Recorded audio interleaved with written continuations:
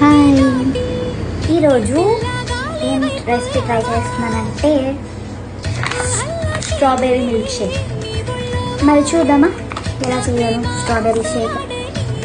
Okay, let's go.